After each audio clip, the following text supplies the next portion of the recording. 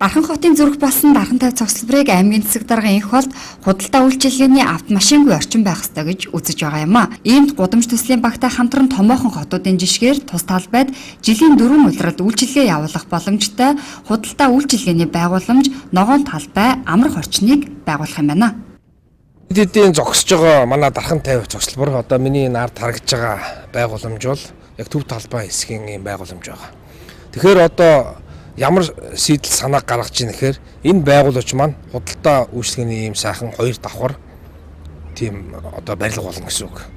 Тэн дээр нь одоо олон улсын нээлттэй тийм тендер шалгаруулт юм.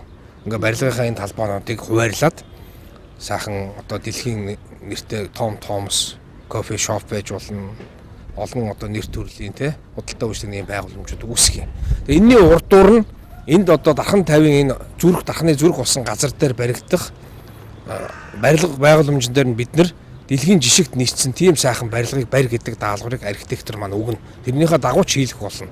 Ингэж хийлгчээд энэ олон барилга байгууламжуудын хооронд явган үний нөгөө автомашингүй замууд маань бүгд холбогдож явах юм. Сайхан ногоон байгууламжтай, тайван орчинтой, гэрэлтэй, дээгүүрээ хаалттай.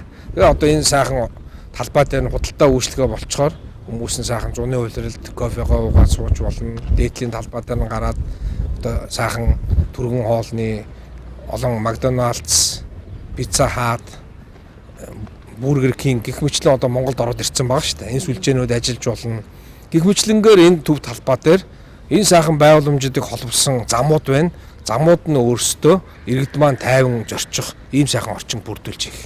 Төсөлд бэлэн болсноор олон улсын нээлттэй тендер зарлал нь улмаар үндэсний төдийгүй дэлхийн шилдэг үйлдвэрлэгчдийн худалдааны төв тус цогцлборт үүсэх боломж нээгдэнэ.